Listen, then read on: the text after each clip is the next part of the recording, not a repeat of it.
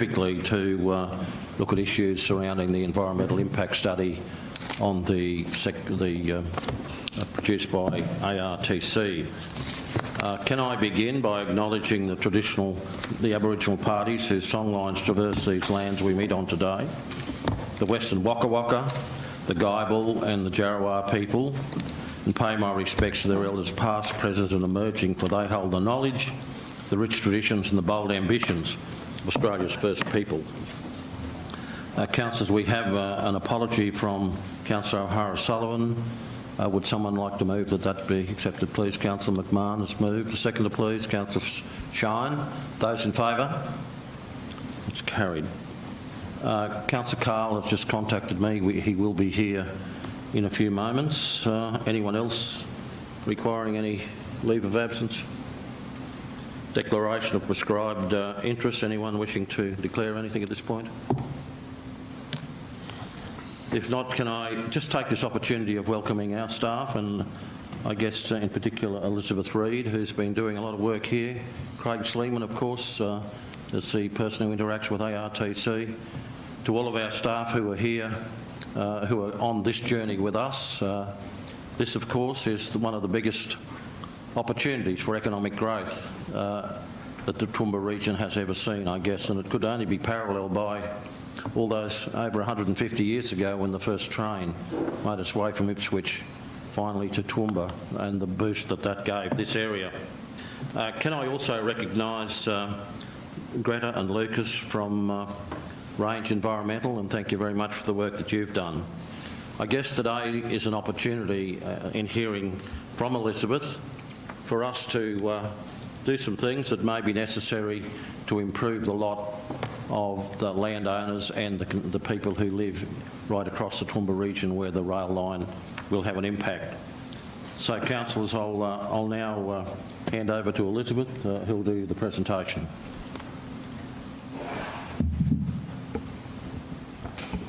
Good morning, councillors, and good morning, Mr Mayor. The report and attachments for your consideration today, as outlined, is relating to Council's submission on the draft environmental impact statement of the Border to Gowrie section of the Inland Rail. Council was invited back in January by the Coordinator General of the Department State Development, Infrastructure, Local Government to provide feedback as both a government agency and an affected landowner on or before the 19th of April. An internal working group was formed to respond to this draft EIS, and consultants from Range Environmental were procured to assist in the technical review and compilation of Council's submission document. The four overarching issues that were highlighted to you at the Councillor Information session on the 23rd of February 2021 were gaps, inconsistencies and deficiencies in technical studies, a lack of consideration of the broader impacts to existing land users and users, assessment of some impacts are seemingly inadequate or inconsistent with study findings, and 4, limited evidence of how issues previously raised by TRC with the proponent have been addressed. Issues of key concern, as presented in the cover letter of attachment 2, include construction water sources, local road and traffic requirements, and proposed management of road-rail interfaces that do not meet the desired outcomes of the Federal Rail Safety Guidelines. Following the cover letter, attachment 2 outlines 210 issues and recommendations, and where possible, draft conditions have been provided to assist the Coordinator General in either requesting the proponent to provide more information or conditioning the proponent to undertake action to mitigate their potential impacts. The recommendation before you today is that Council endorse the submission on the draft EIS and make its response to the Coordinator General on or before the 19th of April.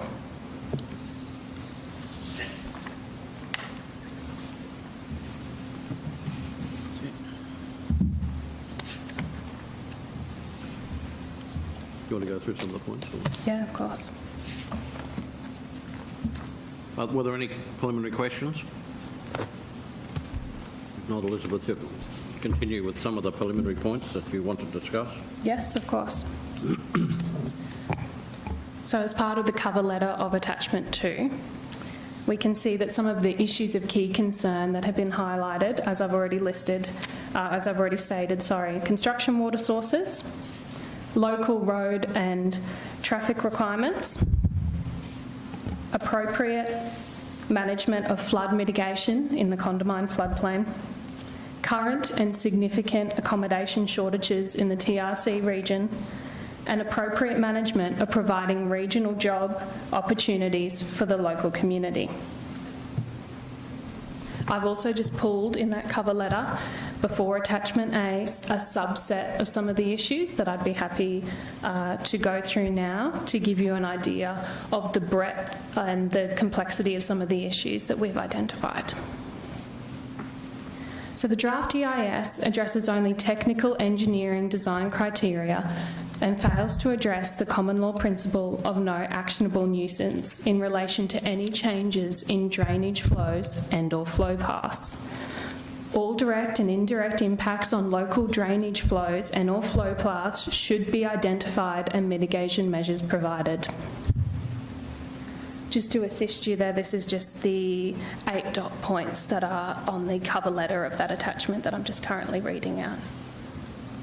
Just a little bit lower. Yes.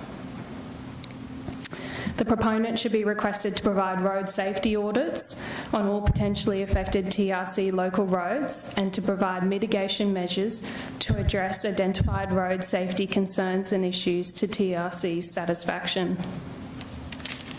The draft EIS should demonstrate how impacts to environmentally sensitive areas have been avoided and minimised, as areas of sensitive environmental values should have a minimum footprint of disturbance as a priority.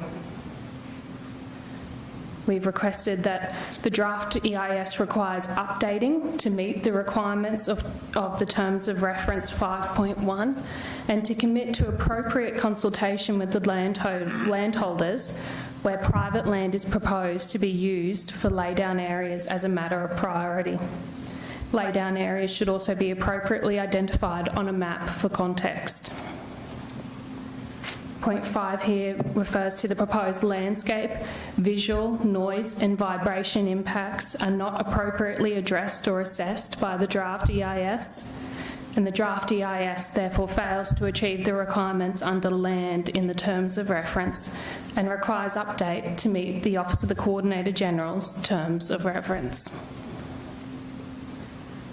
Point 6 refers to the draft EIS requiring or suggested to be amended to include further studies and assessment to accurately identify predicted population changes to flora and fauna as a result of proposed project activities. Point 7 talks about the avoidance of potential impacts should be the project's first objective and needs to be extensively considered.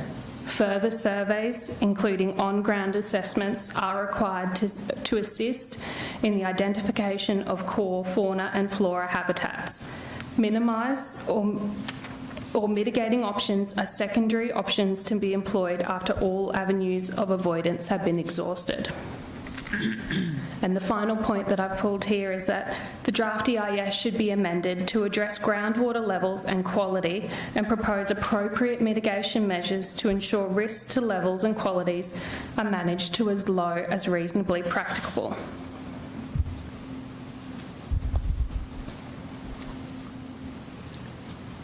So following on from that cover letter, which will sits in front of the table that we have collated here, we have used the suggested template from the Office of Coordinator General in order to make this draft submission. So you will see that we've had to break it down into the EIS section and topic. We have had to make it very clear what we believe the issue is. And then we have been requested or required to recommend what changes we feel need to be made to the EIS or what additional information we feel is required. This table has been broken down into the chapters of the environmental impact statement. So you will see many of the preliminary comments relate to the executive summary.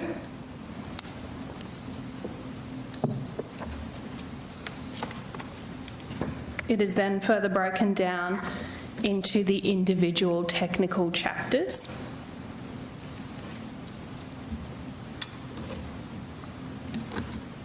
And then towards the back, some of our issues or comments are actually relating to the technical appendices, and they are also clearly identified in this table.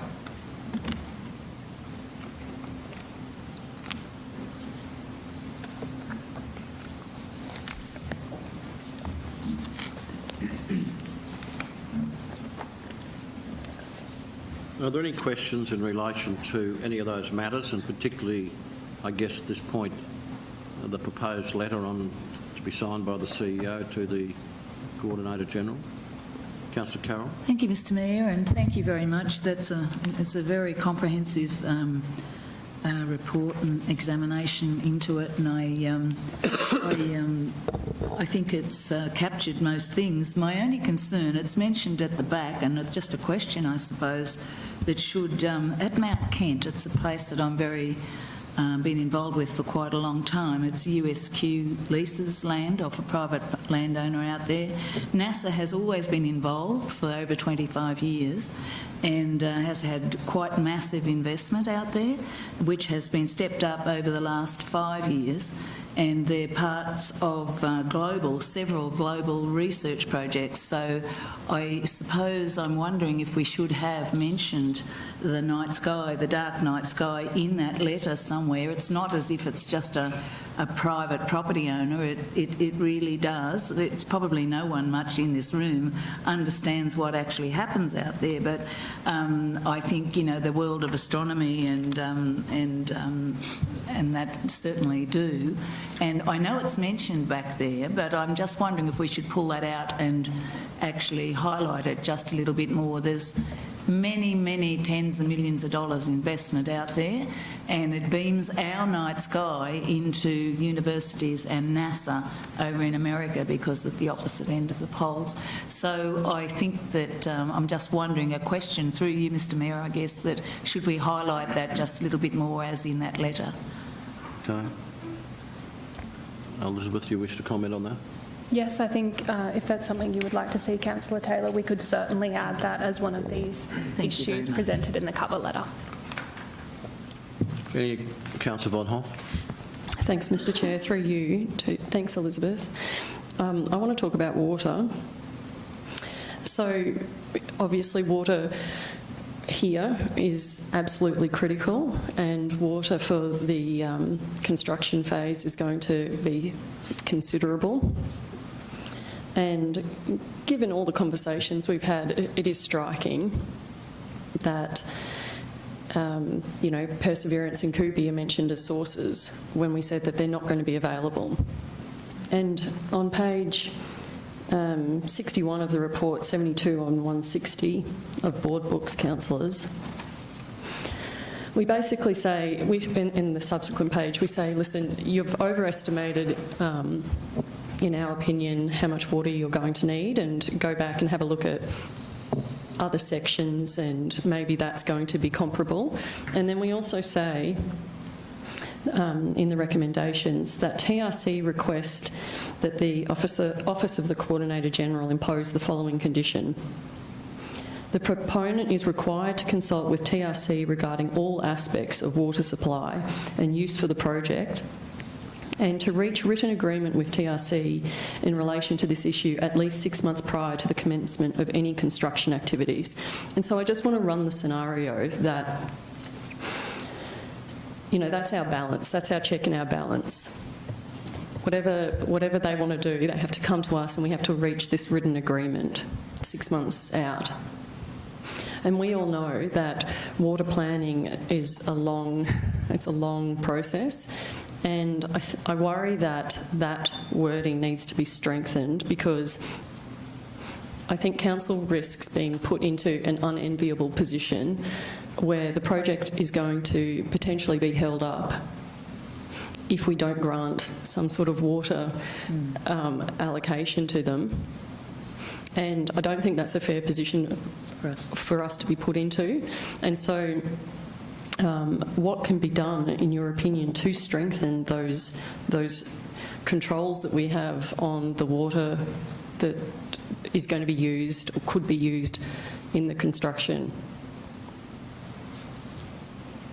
Thank you for your question. So if it's all right, I might actually call upon Craig Sleeman for this question. Craig, what we've tried to do is, in this process, the response to the draft environmental statement, we have deliberately tried to keep separate from our work with the interface and with the proponent in general. So I wonder if, Craig, would you be happy to comment on perhaps the process with ARTC and the discussions from that interface side of view? Thanks for that. I just worry that we're going to be put in a position where the project could be held up because we don't grant some sort of water take. And 6 months isn't a long time to organise water. You know, from a landholder's perspective, they plan decades plus out, and from a TRC perspective, we plan decades, 50 years plus out. So I don't want us to be sitting here at some stage in the next couple of years feeling like the whole project is ground to a halt unless we sign off on some water. So what can be done about all of that?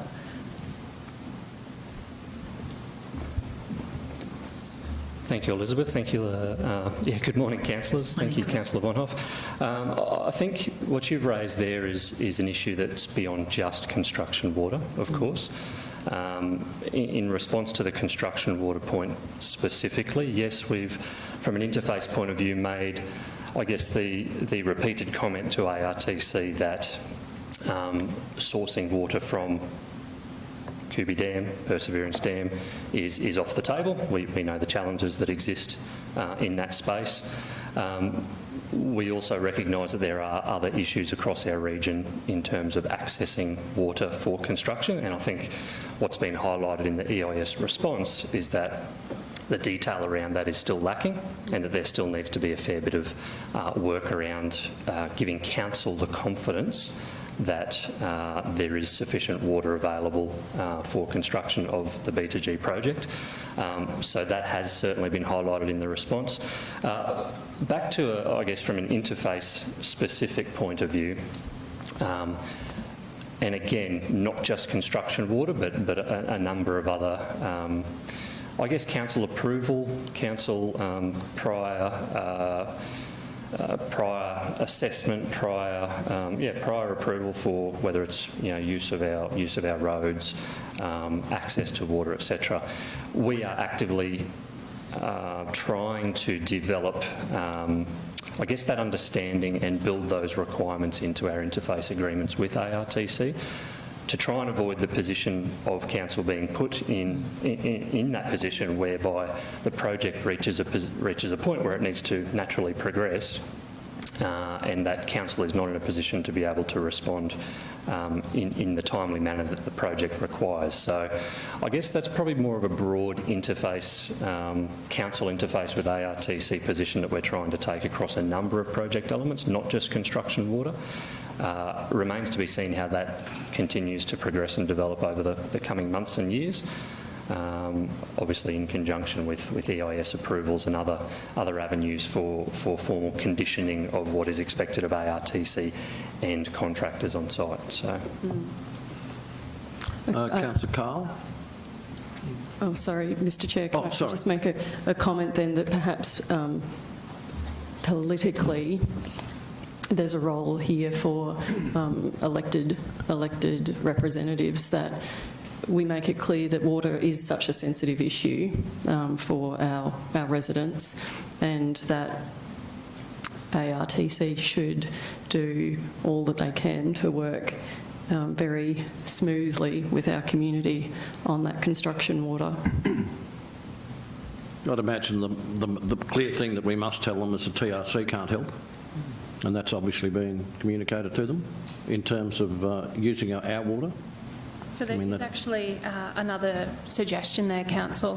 What we could do is, if you are in agreement today, we could add a further condition following the condition outlining 6 months, that water sources not a condition from the OCG that our potable water sources or our bulk water supply not be used as construction water. If we are feeling strongly on this topic, that is something that we could add into our submission. I think that would be very prudent. Our drinking water should not be used in the construction of the project.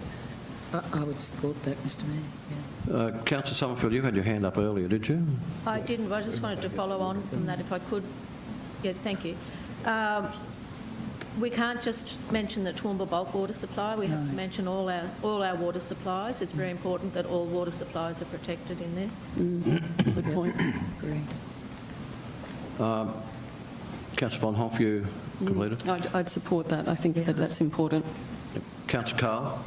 Yeah, thank you, Chair. Further to that, point 8 on the letter that the CEO will sign regarding water talks about mitigation measures to ensure risks to levels and quality are managed around groundwater. I was just going to raise the same point, but additionally to that, my question, there's a couple of questions.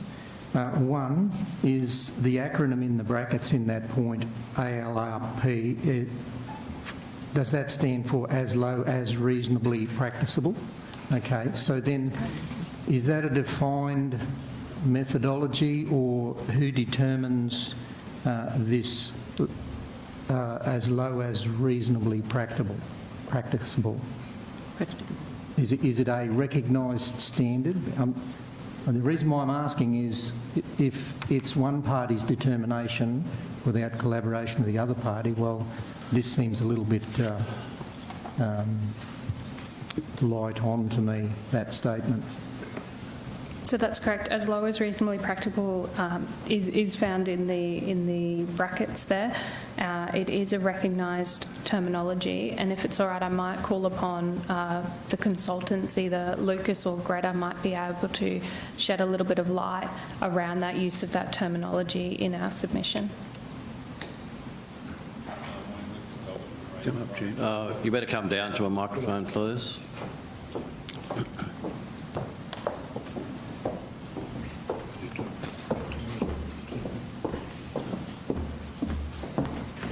Lucas Talbot from Range Environmental. I agree with your point, Councillor Cole, that that term is open for interpretation. It is used commonly. It doesn't have any hard definition around it, so it could be tightened up to make sure that wording isn't as flexible as that term does allow negotiation between the parties, like you suggested. So I think that term could be, or that wording on that point could be reworded. Yeah, I would really like to see that we tighten up on that wording. I mean, if you think critically about that, there are 6 different ways to arrive at the same point or opinion, and that's not necessarily in the best interests of our community who actually use groundwater for potable supply in places in our region. Yep. No, that's a good point. Thanks, Councillor Carl. Councillor Carroll. Thank you, Mr Mayor. Just another question, if I might. Looking at this, we've said that they can't use our potable water. If we say that, wouldn't the only alternative then be for them to go and buy an allocation off someone who has one, and wouldn't they have to sit underneath that allocation? Or would they be able to go outside that? That's my concern, because I guess as we're saying here that we don't want any huge impacts to that groundwater. So I think I'm just trying to work through this here, the only alternative that's open then is to go and approach a landowner that has an allocation. Is that the case? Through you, Mr Mayor? Yeah, thank you. Yeah, so with construction, there are opportunities for the temporary take of water. So it's obviously managed through the state government through DNRM, but opportunities for the construction contractor to reach agreement with landowners who have existing allocations or other entitlements to access that water. So I think we probably should have it covered if we're saying they can't use potable water. and they wouldn't be able, one would think, in the issues that we've gone through with the drought and everything else, which still hasn't broken, that they would need to be mindful, I suppose, of staying inside those allocations. And I think, I'd imagine that would be a logical thing to happen, Yeah. but there'd be a considerable commercial tension with that, because the water that's being used along the Condamine River particularly Yep. would be returning very strong return. So I'd imagine commercial tension would be involved there. Yep. Councillor Summerfield? Thank you. I'd just like to point out that if we're saying potable water, that would actually open the door for use of other supplies of our water, and I think we need to be very careful how we word it to ensure that we cover off all our water supplies, not just potable water. Our water is very valuable, and we need to ensure that we cover off on all of it. And I was under the impression that the last presentation by ARTC, they were actually endeavouring to source their water from private farms, bores on private farms. So unless that's changed, I don't think it's going to be an issue. Thank you. Any comments? Any further questions around the room? Councillor Shine and Councillor McMahon. Thanks, Mayor. Just to refer you to page 20 of the document, which is point number 17 about local employment. The report raises serious doubts about the significance of the contribution of our local workforce to this project. It indicates that there will be 950 full-time equivalent jobs for 20 weeks, but then points out that the total inland rail employment numbers up front, erroneously giving the reader the impression that the proposed project will provide significantly more employment than it actually will, should they not continue to read further. In addition to this, the section makes no commitment to employing people of the local community, leaving the reader to make their own assumptions regarding employment numbers and opportunities. And it goes on. And in the right-hand column, where the suggestions that or requests that things should be altered, it refers to a commitment or requiring a commitment to consult with various state bodies and TISBE, etc., to determine an appropriate local employment goal that considers the outcome achieved in the recently completed Toowoomba Second Range Crossing project. I was wondering if you are aware of what that outcome was, or remind us what that outcome was in terms of what the local employment content would be. And then it also goes on in terms of what we would like to see, that local business participation in supplying goods and services to the project, that a target be inserted as well. You may be able to tell us or find out what that target was with respect to the second range crossing as well. Thank you. If I may, I'd like to call upon the consultants again. I believe that comment was researched and added to the submission as a result of our first discussions had around at the councillor information session.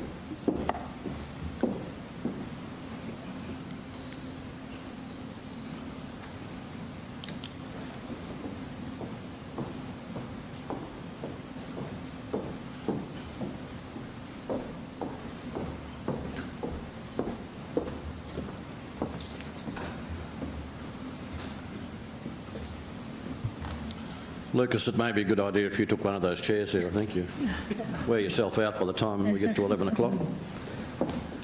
Councillor Shine, if it's okay, we'd like to take the question on notice, and we'll follow up, and we'll actually we'll provide those figures and that information to you. Both aspects. That's right, in reference to the target and the local employment goal that was achieved on the second range crossing project. Thank you. Thank you, Councillor Shine. While we follow up on that question, I've just been able to converse with our General Manager, Mike Brady. One of the issues that relates to this process is that ARTC will then, this project will be delivered by parties through a tender process. They are then responsible for the construction and employment aspects of the project, and it really relates to how they manage that process. So the suggestion in the recommendation, which is to ensure that the successful proponent, with the support of ARTC, in engaging that proponent, to ensure that they consult with parties like DESBT and in particular TSBE, who could then promote a suitable local buy. And we know that TSBE has been working on a local buy process to support those opportunities in this region.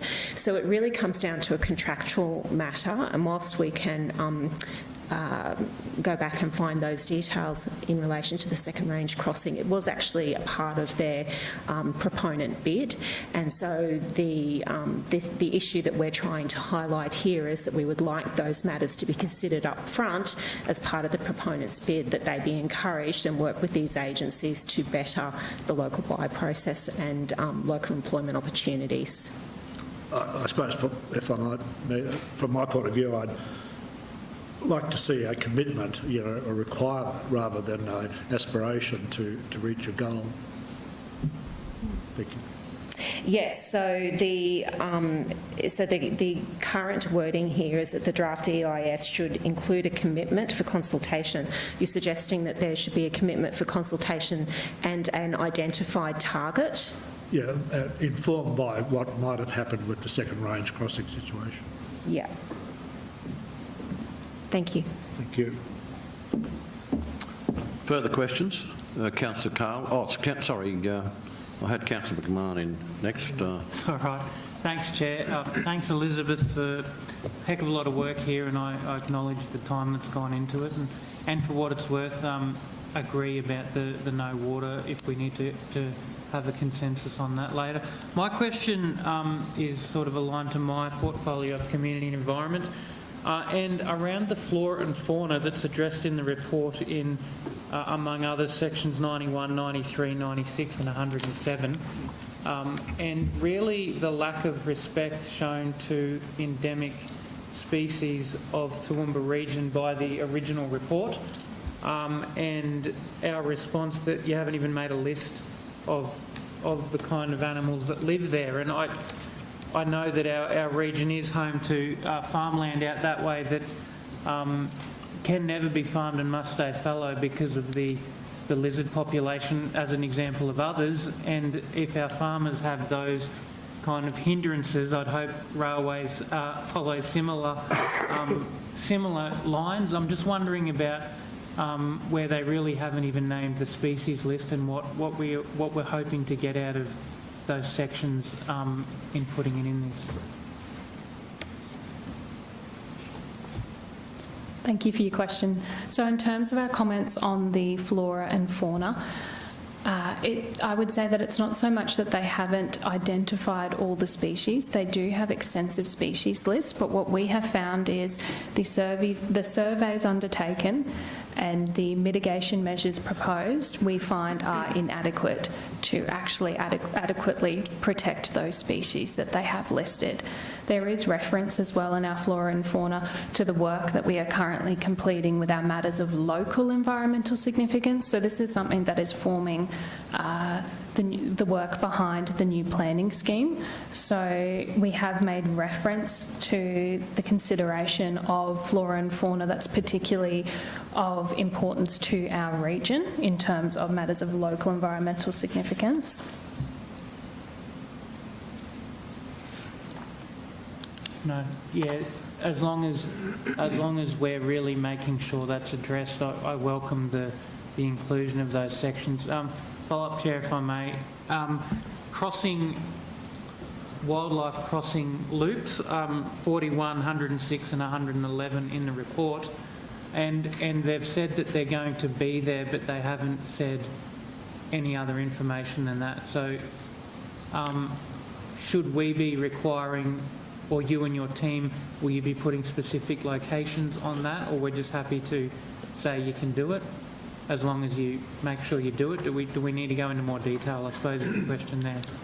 So in terms of fauna crossings, their technical Appendix M actually details what they propose some of these structures to look like, but it has been highlighted in our submission that in some places where they have proposed these crossing structures, it's actually at odds where the critical or the significant vegetation and the species recordings or sightings are listed. So we have recommended further information obviously be provided around this and further work be done on these fauna crossing structures and where they propose them and how they will be in the landscape. No, that's great. I thank you for that, and perhaps this may give some sort of relief to the Southbrook residents and their koala population if we can at least work with them on these crossing loops, or however. It's very North American, I think, to have some sort of a crossing to let the animals pass. I don't really know what it looks like. Final question. I'm under the opinion that anyone can sort of do one of these. Yes. And they're very much asking for submissions from the public. As TRC, and ours is obviously the most extensive, the most well-researched, do you have any information on, does ours carry more weight than the general public, or I would hope it carries significantly more weight, the amount of work and research that's gone into it, but do you have any response on ARTC's weighting of these responses and issues raised? Not particularly on ARTC's response, but we have been working very closely with the Office of the Coordinator General over the last few months, and they actually came up to Toowoomba and met with us quite recently, where we outlined some of those critical issues that I've outlined in that cover letter and at the councillor information session. So they are definitely aware of these issues, and they were very interested and keen to hear of them. We have also been working with the Office of Coordinator General to make sure that our submission is in the format that they require and is as strong and robust as possible. So part of that was linking our submission strongly back to the terms of reference and highlighting where the proponent has not met those terms of reference. And it was also on the Office of Coordinator General's advice that we actually have a go at drafting some conditions as to some of the outcomes that we might like to see from them. Sure. So not so much from the ARTC. I am aware that the proponent ARTC receives the submission at the same time that the Office of Coordinator General does, and that it is up to the proponent to sort of table the submission and make a response back to us on it. Oh, good. Well, can I, speaking for myself, I really hope that this isn't thrown in a filing cabinet, that they act on our submissions and that we work together. That'd be great. Thank you for answering my question. Councillor Summerfield. Thank you, Chair. Elizabeth, thank you very much for such a robust submission that's been put together before us today. It's quite impressive and very important. I've got a number of questions, if you could just bear with me, please. So number 8 in the report, existing rail systems, the southwestern line. I'm just wondering, when it was last used, do we actually see that there would be future use for it, or I'm wondering why? It says the suggested recommendation is how it will affect the existing rail system, such as the southwestern line and the Millmerran branch line, to meet the requirements. When was that last used? I seem to remember walking along it one day and it was washed out and broken up. Thank you, Councillor Nancy, and I'm happy to also invite either Michael or Craig up to speak about this, but a study is actually underway at the moment which is being supported through some federal government funding, and Ernst & Young have been appointed to assist the Darling Downs South West Council of Mayors, who are making some submissions and considerations to reopen the South West Moreton and Millmerran lines, and ARTC have spoken at large about the opportunities that exist to increase the opportunities that Inland Rail brings by bringing online additional spurs or additional rail segments that then can service businesses.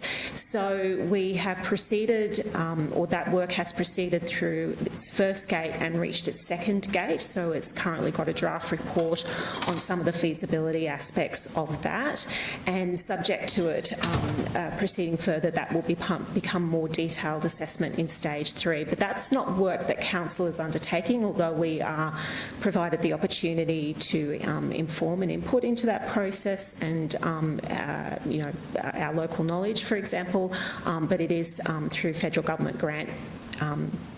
But I don't know if Mike wanted to add anything else in particular that covers it. Great, thanks. That sounds promising. Thank you.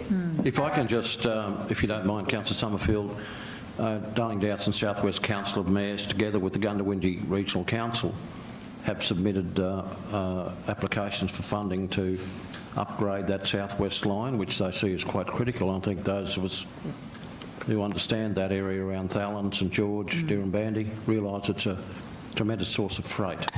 And you might have noticed that there's quite a few grain trains coming in through Toowoomba along that line of late.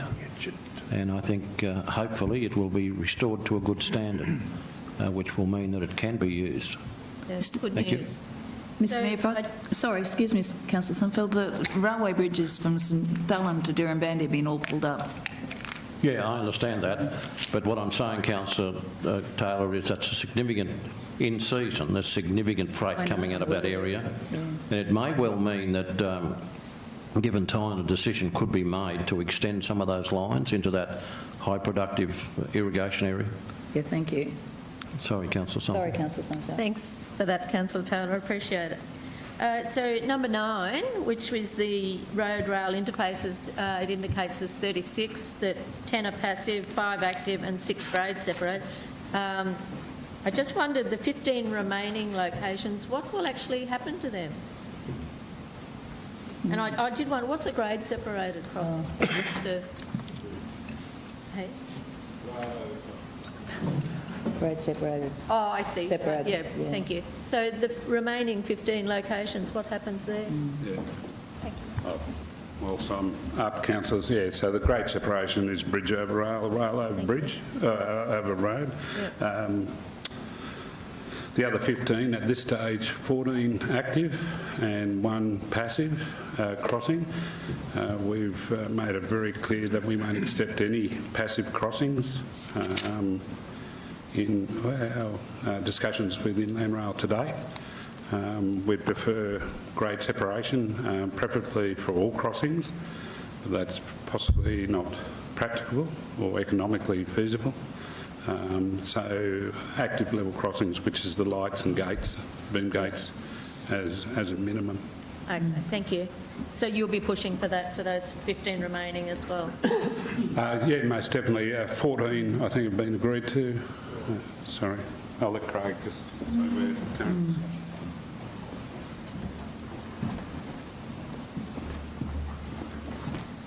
Thanks, Mike. Thanks, Councillor Sumfield. Probably worth just making a point further to what Mike just mentioned there now, that the EIS submission is based on ARTC's B2G reference design, which is a design that reached a point in time in 2020, sometime last year. As part of our interface with ARTC since then, designs have continued to progress. So what the EIS shows in terms of proposed passive level crossings, active level crossings, road over rail, rail over road, are actively evolving, I think is probably best to say right now.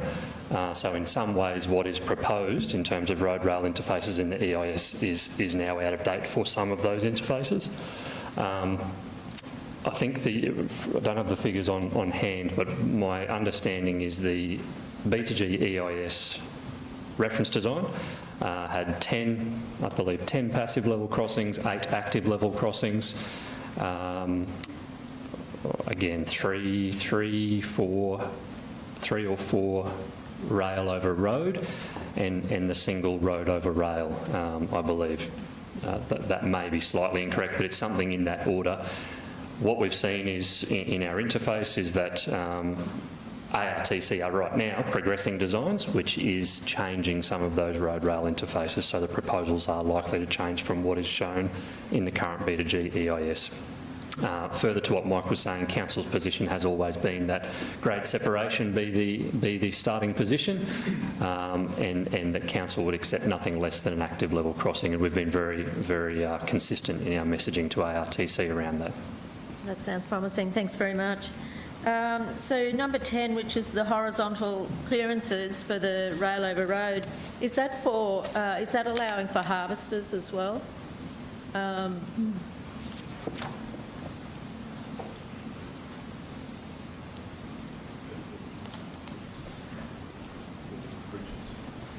Road over rail. Rail over road. The height, Craig. Width and height of the rail over road to ensure that harvesters can get through as well. High vehicles, yeah. Yeah, again, sorry, Councillor Summerfield, I won't respond directly to this comment here. However, our communication to ARTC has always been around vertical clearance to allow for oversized, overmass vehicles and also agricultural vehicles, and understanding what the movements are in that particular part of our network to make sure that users of that particular road, for whatever reason, agricultural purposes, do have the ability and do have the vertical clearance required. The other important, yes, exactly, the other important consideration is that horizontal clearance. A position we've taken is that there should be no bridge, for grade separated interfaces, that there should be no bridge structures, so whether they be piers or columns within the road reserve that would then restrict horizontal, I guess, the width of those agricultural movements would restrict those movements. But also importantly, at level crossings, that infrastructure that is required as part of a level crossing, whether it be boom gates or guardrail or whatever is required at that road rail level crossing, that there is that suitable width to allow for the wider agricultural vehicle movements through those level crossings. Great, thank you very much. I appreciate that. So the Queensland Rail infrastructure in number 11, isn't it on QR land, and therefore wouldn't it be their responsibility to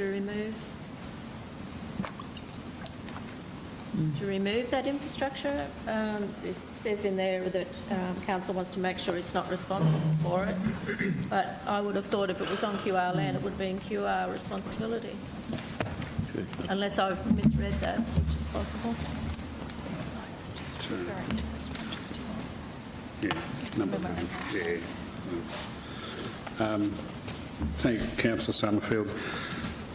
As you would understand, these documents are sort of evolving a little bit. Yes, in what's been said there is, it'd be up to Inland Rail and Queensland Rail to work out the removal of infrastructure that needs to be removed. But just to be aware, I'm suggesting an addendum to that, which is also that, which was discussed a little earlier, the reuse of these old lines and these corridors. So where they can also be reused in some format, be it by rail or other, that be considered for future use, particularly the connections back into Millmerran and also connections into the Southbrook-Wairema line, which would potentially enable, e.g., we mentioned the Watco grain coming through town now. If there was actually a connection at Southbrook from the Wairema Southbrook line, that would mean they could go around the city and into the tunnel and down the range rather than having to go through our city. So trying to get a better network outcome is what we've also suggested in a number of forums with Inland Rail to date as well. Okay, good. Thank you. We're getting there, nearly finished, sorry. So number 15, which is the spoiled mound stockpiles, have we taken into consideration flood impact, you know, diversion of water by these mounds, how big they may be, I don't know. But I imagine, given the sort of quantities that they're talking about having to move, that these mounds are going to be significant. And I'm just wondering if during the project construction and then afterwards when they're flattened out to be smaller mounds, it means you're going to be diverting water from one place to another. And I just wonder whether that's being taken into consideration, because I'd like to think that we looked after that as well. That would be great, thank you, Mike. I believe that has been addressed in one of these comments on hydrology. Yeah, as Elizabeth just pointed out, there's quite a number of points or conditions in there on the flooding and hydrology. The other thing to note is just recently, I think only about a week ago, Friday week ago, the draft review of the floodplain panels review has just come out. Additional to a couple of these points would be the inclusion of all recommendations from the flood panel review. So the flood panel reviews, as I said in draft, we're also making a submission on the flood panel review, which is due, I think, the end of April, Craig?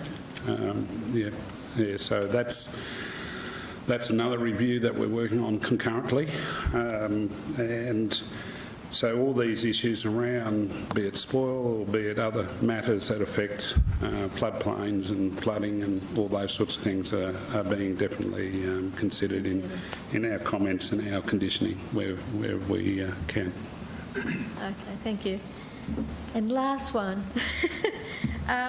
Number 24, I wondered whether it shouldn't also include landholders in regard to changing private access to public roads. We've got in there required to consult with TRC regarding changing private access to public roads, but I wondered whether we shouldn't include the private landholders in those negotiations as well.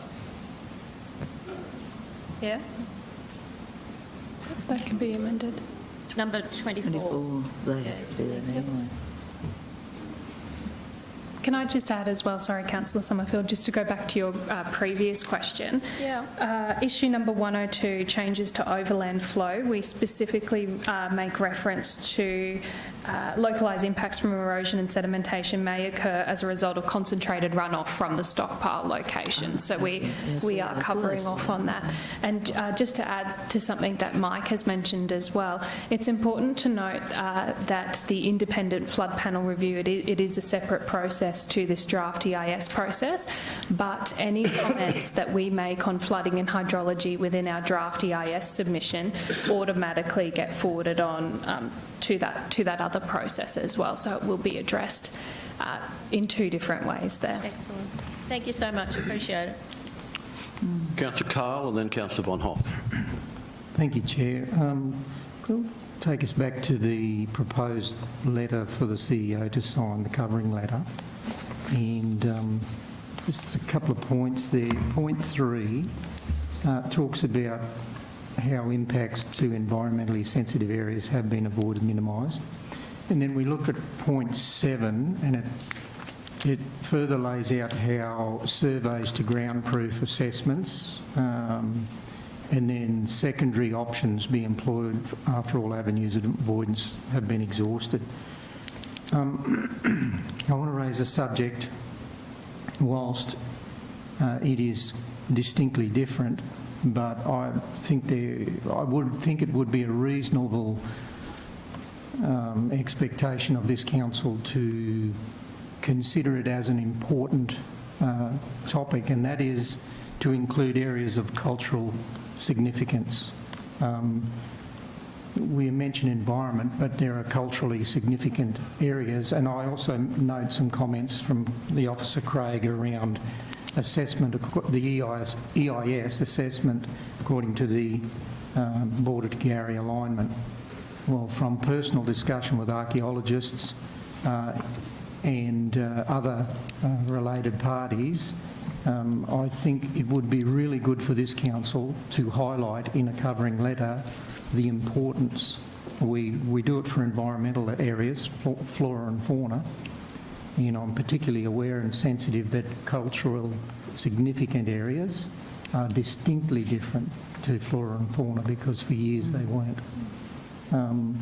So I would think that it would be an important topic to include. I understand that ARTC are conducting their own studies, but it would be good if this council could highlight the importance of that to further emphasise measures, as in point 7, where all avenues need to be exhausted. So I just wonder, is there an opportunity for us to see this letter before it goes, or is this today the final? We're making a decision about the submission. I get that, but I'm asking that we include culturally significant areas, and it may be appropriate to include a separate point or inclusion in point 3 and point 7 of those areas. So if council is in agreement, we can make that amendment to that cover letter, Councillor Cole. Thank you. I think that's good. I would hope that would be a logical step within the process. Councillor Von Hoff and then Councillor O'Shea. Thanks, Mr Chair. If I can draw councillors' attention to pages 126 and 127 of the report, 137 and 138 of board books, and it's about accommodation shortages. And basically we say that since the draft EIS was done, the region's residential vacancy rate has plummeted. And on page 127, we say, okay, here's the fix. We'd like ARTC to prioritise a local workforce which does not require accommodation, as they already have it. Fabulous. We want the jobs to be here. But then the second point, providing any imported workforce with separate alternate accommodation and avoiding negative impacts to accommodation availability. And I want to challenge the thinking on that, because my view on this is that we don't want worker camps. We want people who are working on the project to be living in the towns and Toowoomba so that they're integrated into our local economy. They're contributing to our local economy. They're going down to the service station, they're getting fuel, they're going to the butcher and they're getting meat, and they're going to the news agency and picking up papers and things.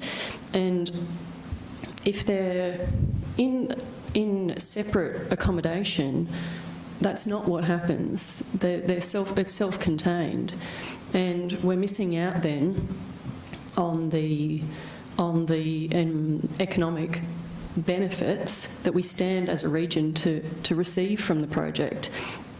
So I'd be curious to hear other councillors' perspectives on this, but to my mind, the inclusion of that second point, providing any imported workforce with separate alternate accommodation, that to me reads camps, accommodation camps.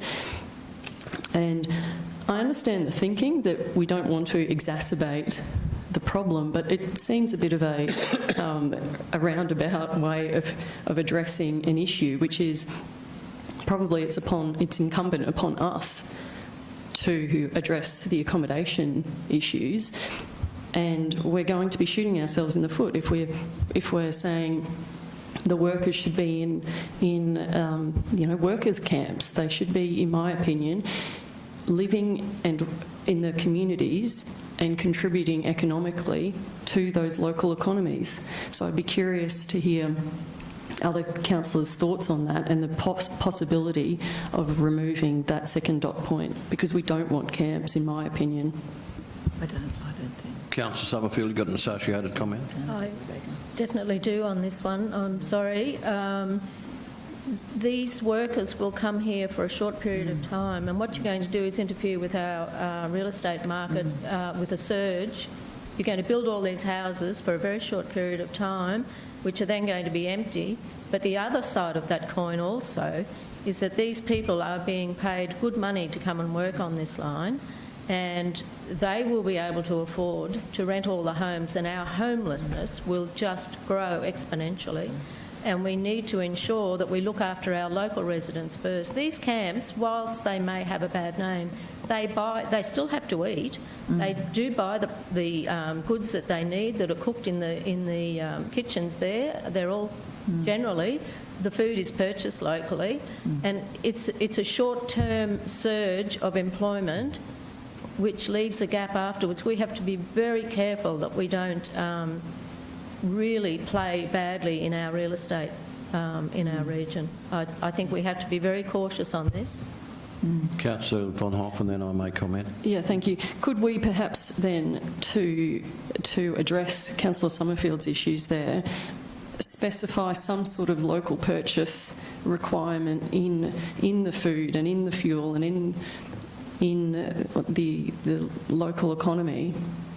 I see a grimace on the General Manager's face. My whole point here, councillors, is that I don't want our local economy to exist separately to the economic benefits that it stands to receive from the influx of workers. Comment.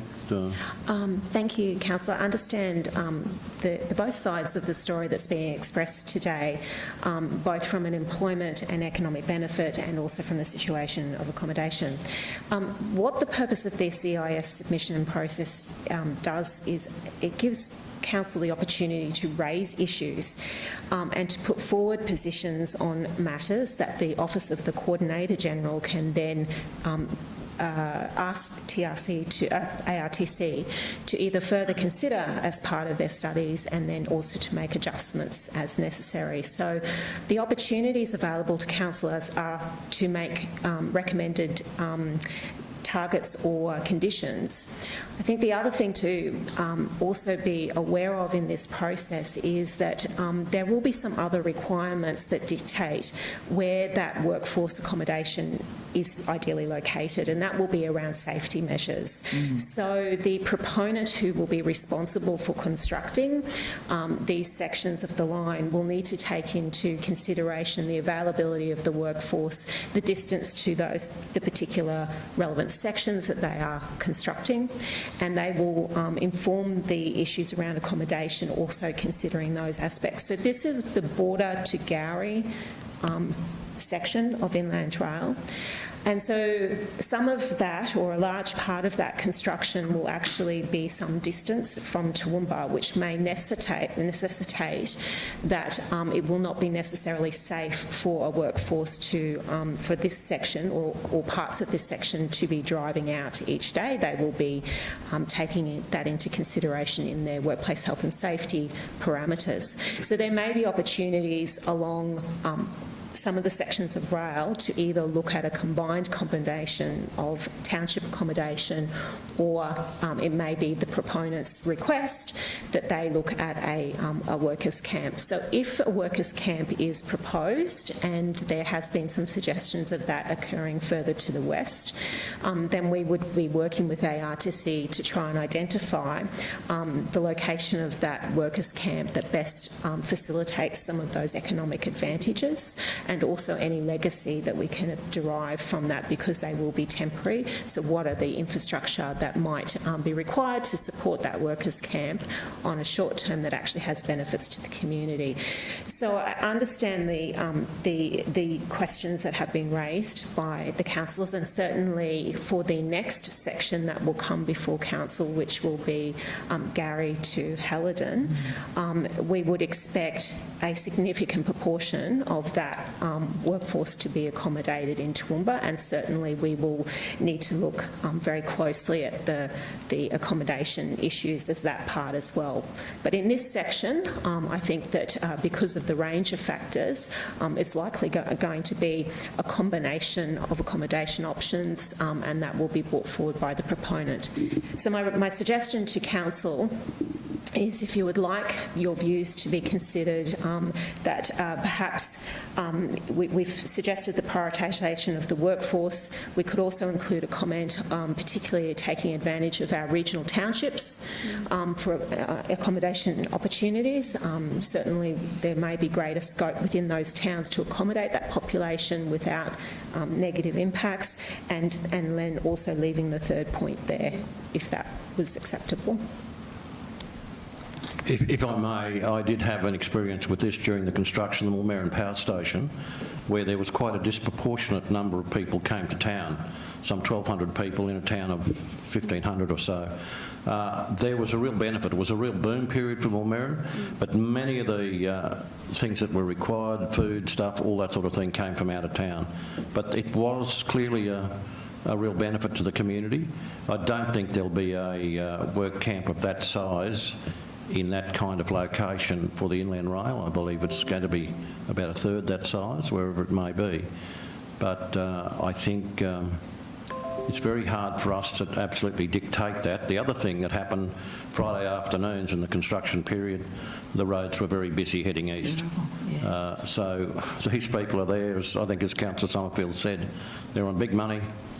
When they get a chance to get away, they take off. And they spend a bit of time in the hotels and the news agencies and that sort of thing. But it was, and it will be, there's potential for small communities to benefit from this. Councillor O'Shea, then Councillor Carroll, then Councillor Shine.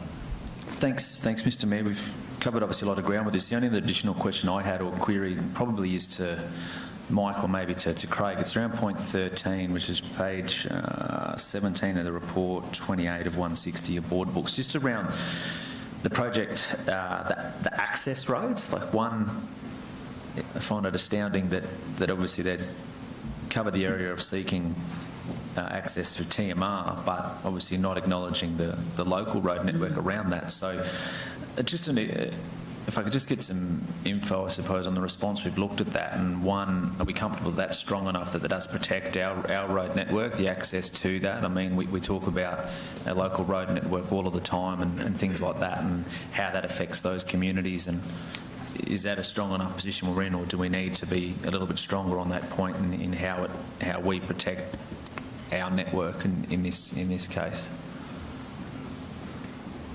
Any comments? Thank you, Councillor O'Shea. Please excuse me as I just cast my eye back over this comment.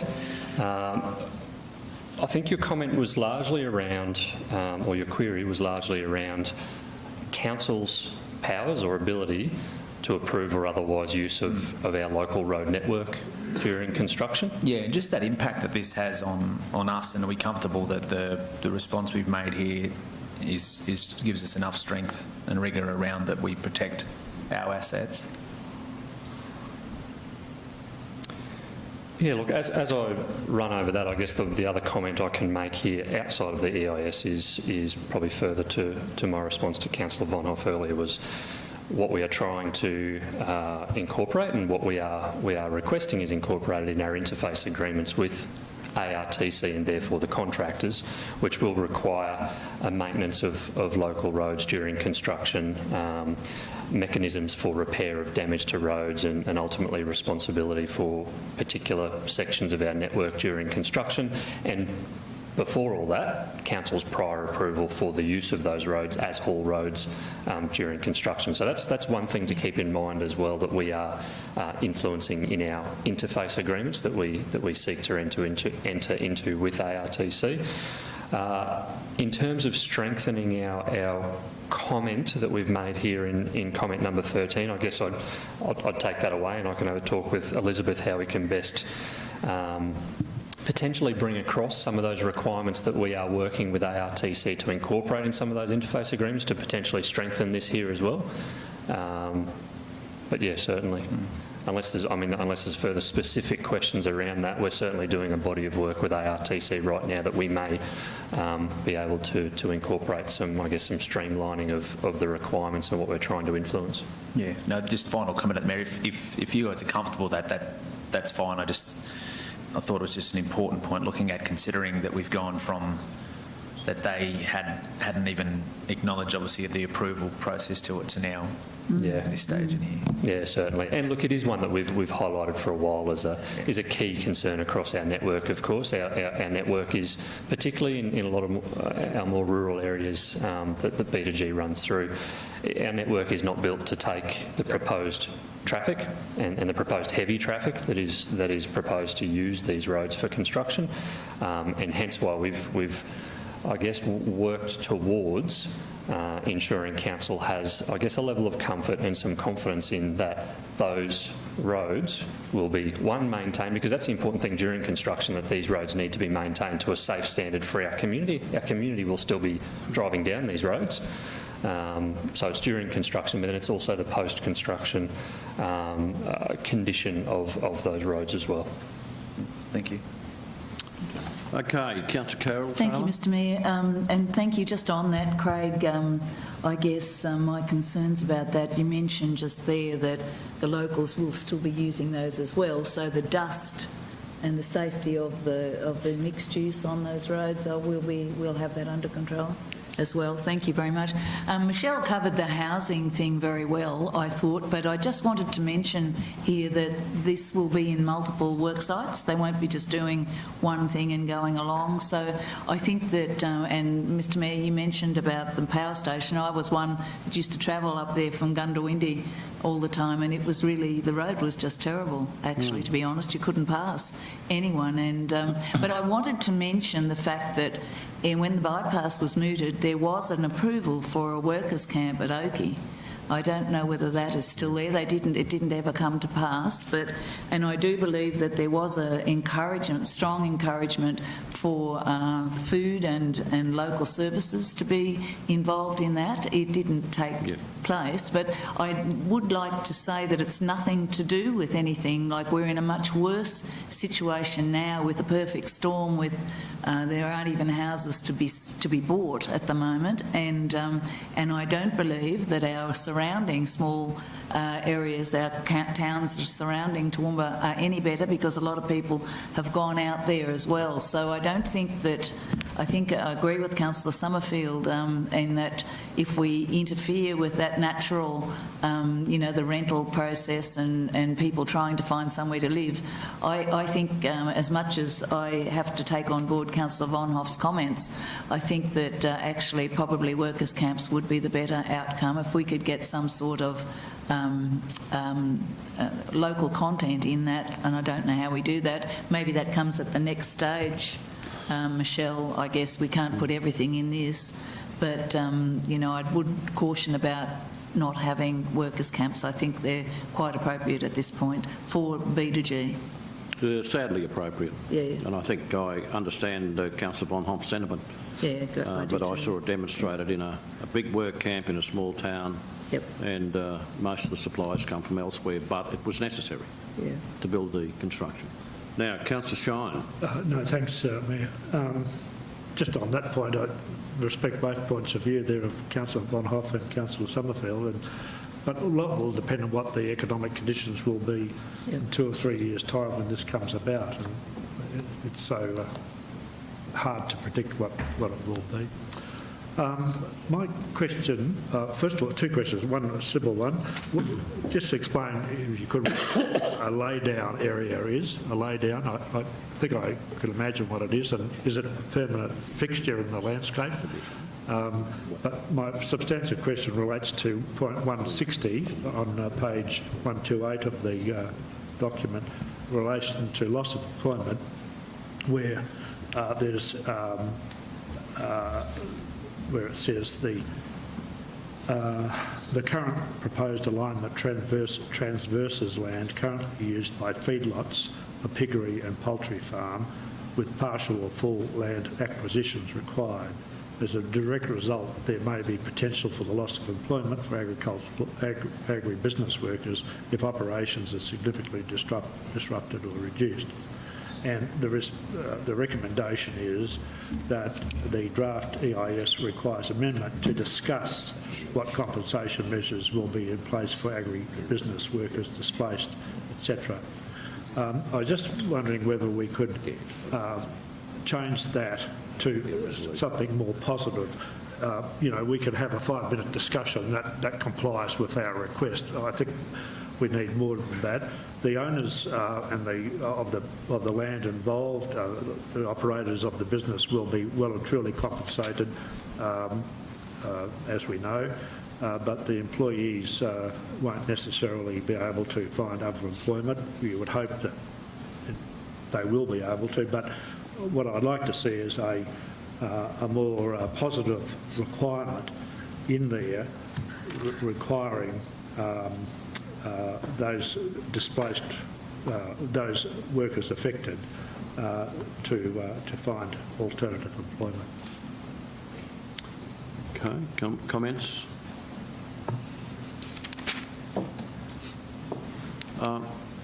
Michelle, did you wish to make a comment on that?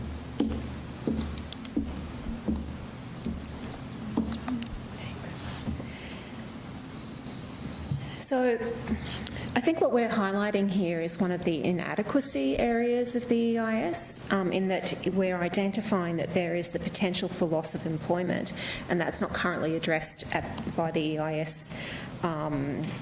So the suggestion is here, and the purpose is to actually, for the EIS to actually discuss what compensation measures would be in place. So the opportunities there might also be to require or ask the Coordinator General to have some sort of scheme in place that actively supports those workers if they're disaffected, to be able to get assistance to find alternative employment, whether that be through state assistance or agency assistance, or also led through ARTC, through their local proponents as well, in terms of TSBE, looking at local employment opportunities, those sorts of things. So I think this is really an issue around making sure that there are networks of support available for any employees that might be disaffected, and then also asking ARTC to say, well, what are you actually going to do to address this issue? So, because that's not clear in the EIS, what would become of these people? Yeah, just something more strong than just to discuss it, but to have a requirement to actively solve the problem, really. In that lay-down area? The lay-down areas can be both temporary and permanent, is my understanding, but is that correct? Yeah. Yes. So a lay-down area is usually an area that is set aside to be able to store materials or vehicles for a period of time. It's particularly related to the construction. In some cases, they will be permanent fixtures. In other cases, they will be temporary. Where they will be permanent, I know that we have a process of working to identify whether there is some shared opportunities in terms of being able to create some legacy infrastructure for that. Craig, this time. Yeah, thank you, Michelle. Probably not too much more to add to that.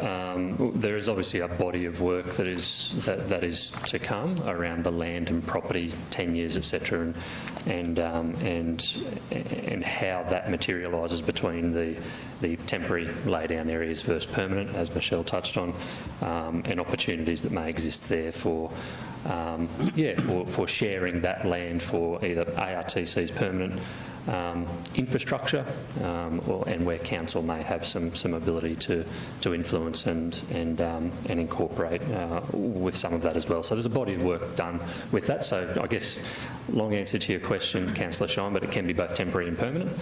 And also just to pick up on another point you just mentioned there as well around construction timing and timeframes. I guess just to make councillors aware that the current timeframes around B2G project itself is for construction to commence within the next 12 months. There is a strategy in place right now where contractors are likely to be on board within the next couple of months, and I think that's consistent with what ARTC informed Council of in February during the info session. So that is the plan currently. Detailed design will then progress for certain areas, priority areas along B2G over the coming months, with construction to commence within the next 12 months is ARTC's current plan. But in this area here?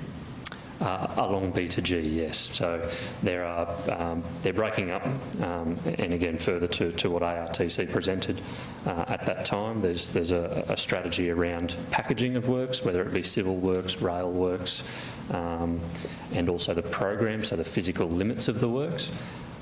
So within the B2G area, within Toowoomba region, there are then separate priority packages, I guess we'll call them, where construction is targeted to commence within the next 12 months. While you're there, Craig, is there any chance for us, and I know that Councillor Taylor will well remember, as would Mike Brady and the engineering team and also the environmental team, the discussions we had with the three tenderers prior to the construction of the second range crossing. And I think some of those discussions we were able to have on a confidential basis may well have influenced some of the outcomes, particularly tunnel versus cutting and all that kind of thing. Is there any chance at all of us being in a position to engage with the contractors, or is that not happening in this particular occasion? We have put that request to ARTC, actually both for B2G and G2H, and I don't want to speak too much of G2H. It's obviously going through a very different process right now, going through the RFP for the PPP section.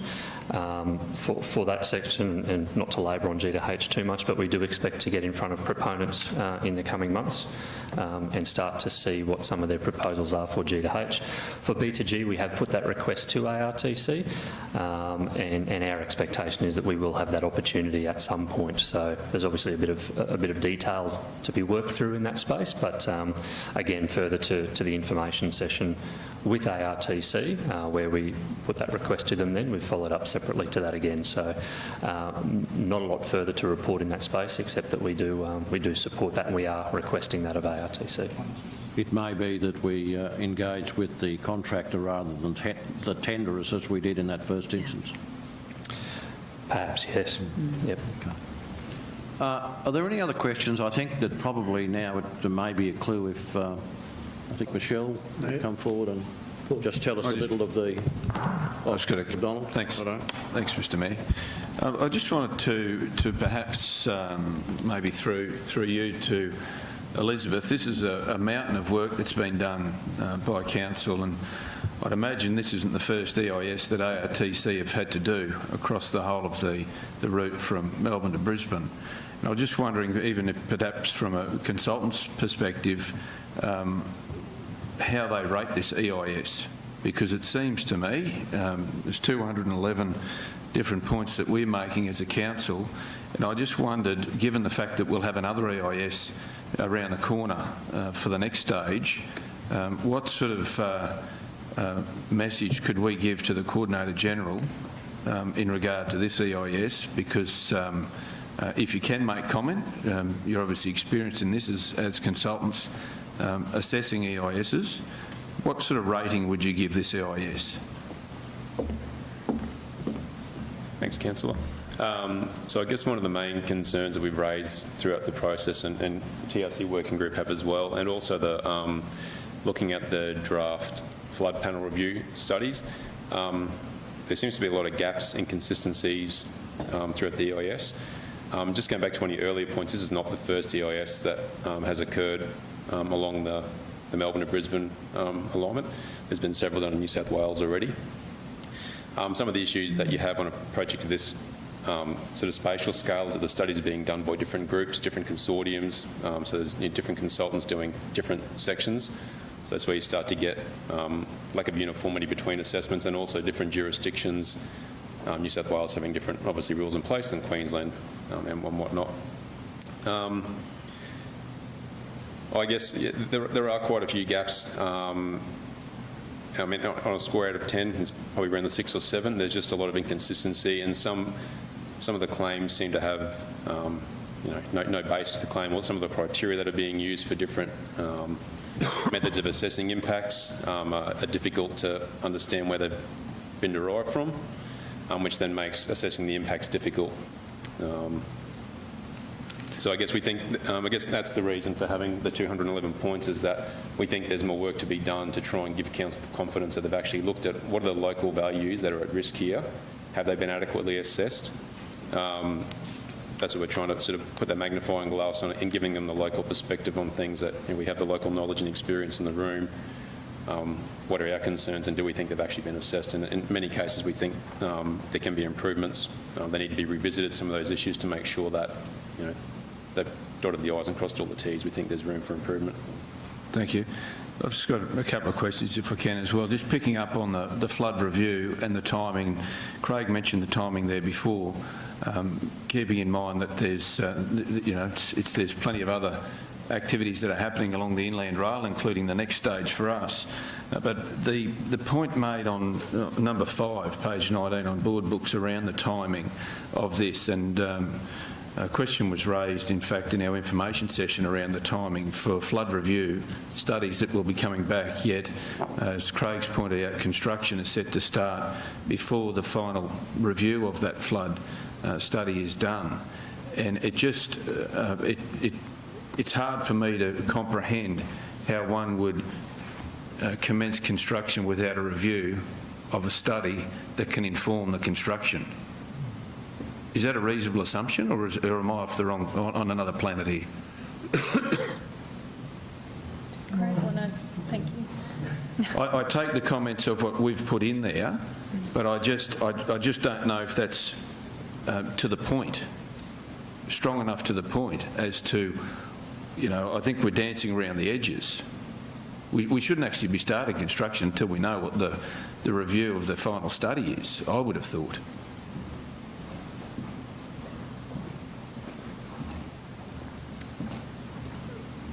Councillor McDonald, yeah, valid point, and I think that's one that we've raised as a concern from Council's point of view, is not just the flood review, but the number of other concurrent reviews being undertaken along the alignment. And I guess we see the program for inland rail progressing with a number of these reviews still ongoing.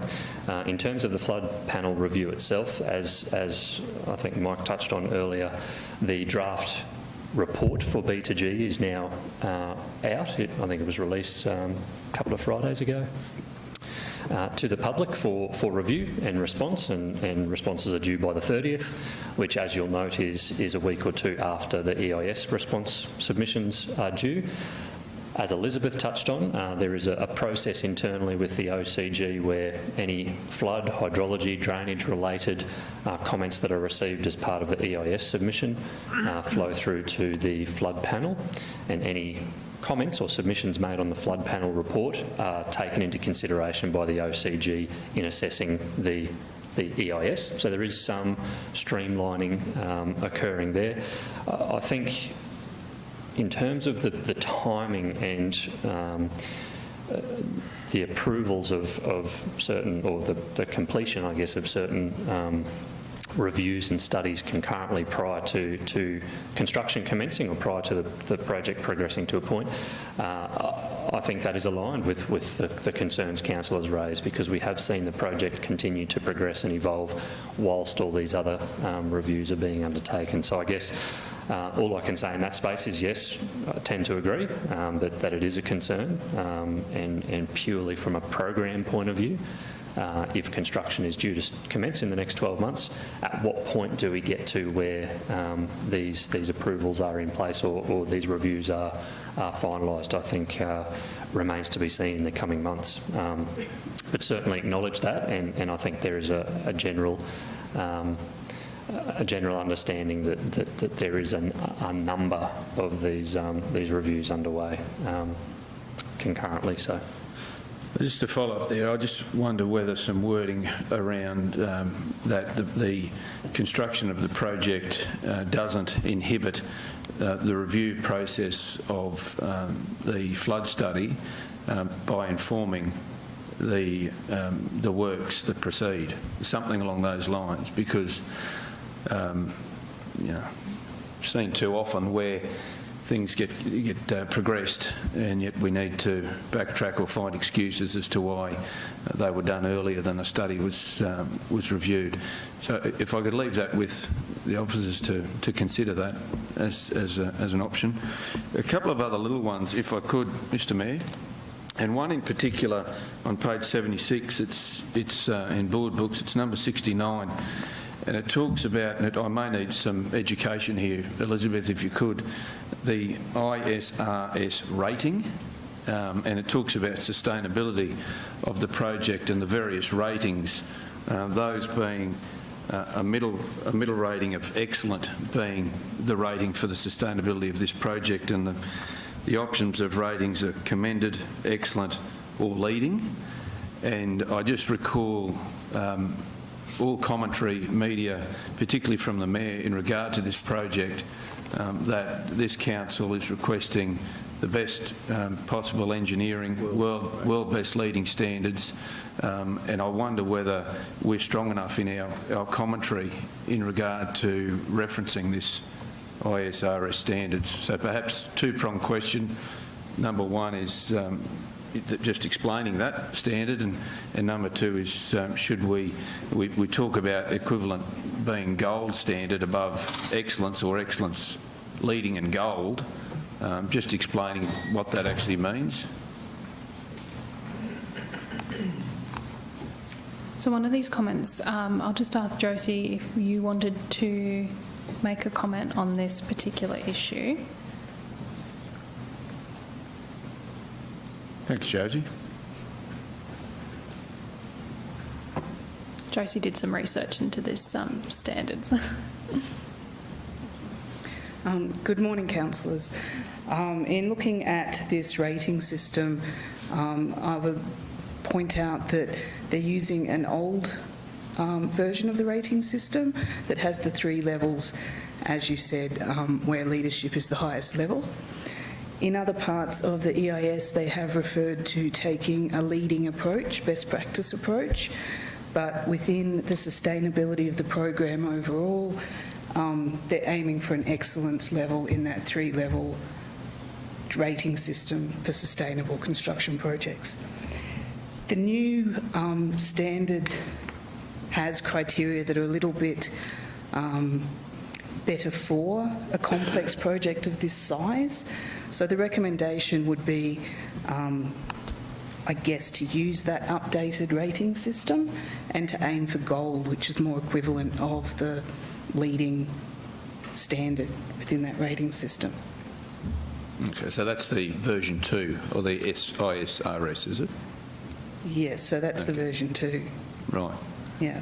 Okay, so that makes clearer sense then as to what you're talking about there, because it would be the highest rating, and the commentary that I've heard has all been around that leading technology, or sustainability.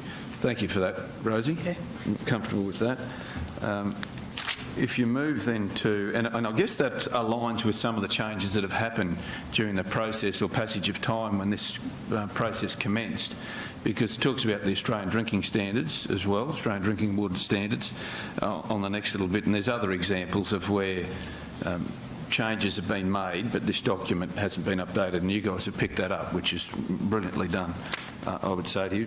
Number 126 on page 118, it touches on the work camp situation, and I think we could probably be a bit stronger in our reflection of our feedback there when it talks about domestic wastewater for camps. And it's just by way of interest, Elizabeth, 118. 126. Yeah, wastewater. It's down the bottom of the page there.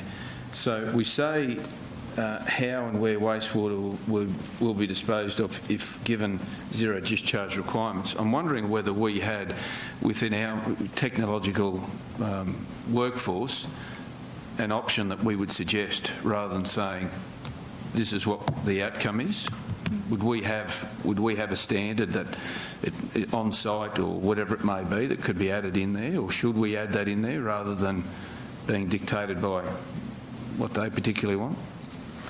We could certainly look into that and find whether or not council has a particular, or if there is a particular requirement or, If there's a preference. standard. Yeah, or a preference. Yeah, So- just might help inform the EIS, that one. Page 138, and this hits to the core of some of the conversation that's been had by councillors, and I concur with all those comments, I have to say. And it's in regard to local buy. Aligns with Councillor Shine's question around local employment. We say in there, talk about the option to have a benchmark or a percentage or whatever it may be. The draft EIS requires amendment to nominate an overall measurable target for local content. So it's on page 138 of Board Books. 156 is the number.